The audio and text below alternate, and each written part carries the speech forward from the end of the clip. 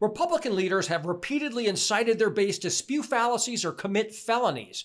Each time their followers are egged on, they end up with egg on their faces. This week, Republicans paid dearly for their misdeeds. Exhibit A is Clarence Thomas and his treasonous wife, Ginny, who were publicly humiliated and exposed as frauds. For years, they have preened as morally righteous when their only loyalty is to personal pleasure and profit. Prior to this week, we knew that Clarence Thomas had a generous sugar daddy, Harlan Crow, who collects Nazi memorabilia. Nice guy. He had previously provided the Thomas family with $500,000 in free vacations on luxury yachts and private planes. Crow also bought the house Clarence Thomas's mother lives in and refurbished it. It's sort of like HGTV for crooks and grifters. This week, ProPublica reported that the sugar daddy had paid $6,000 per month in private school tuition for Thomas's teenage grandnephew, Mark Martin. Crow was spotted with an absurd statement. He said, quote, "Harlan Crow has long been passionate about the importance of quality education and giving back to those less fortunate, especially at-risk youth." Yes, that poor neglected young man living at the home of a wealthy Supreme Court justice. He must be neglected and deprived. The only thing that Mark Martin was ever at risk of was learning ethics and morality from the bribe-inhaling Thomas family.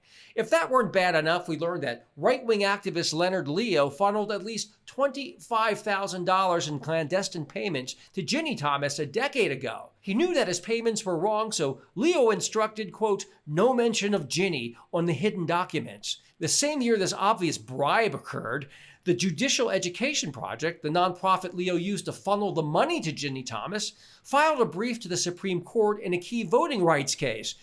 No conflict of interest here, nothing to see. In a perfect world, Clarence Thomas would resign in disgrace from the Supreme Court, and his sleazy crime family would repay Crow for his bribes. But for now, at least we can exult in the fact that the Thomas family's bogus mask of morality has fallen, and the world can see Clarence and Ginny Thomas for the corrupt two-bit hucksters they truly are. Exhibit B. Leaders of the Proud Boys were convicted of seditious conspiracy. They were found guilty on 31 of 46 counts. Donald Trump's January 6th foot soldiers will now be trading their brown shirts for orange jumpsuits. I couldn't be happier. I hope the judge sentences these defendants to 20 years in prison.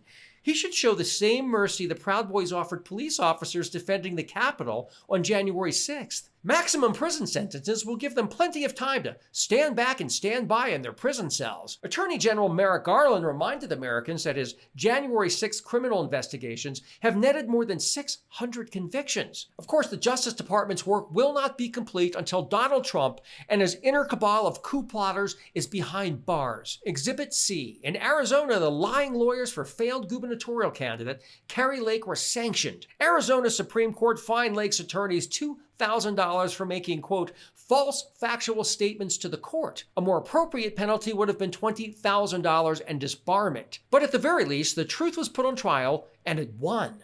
This fine won't make everything fine within a GOP that thrives on conspiracy theories and outright lies. But perhaps it will dissuade future attorneys from ruining their reputations by acting disreputably for clients that put personal power over patriotism. The only way to stop Republican criminality is by ensuring there are consequences for their actions. This week served a healthy dose of comeuppance that hopefully puts future right-wing goons and hustlers on notice.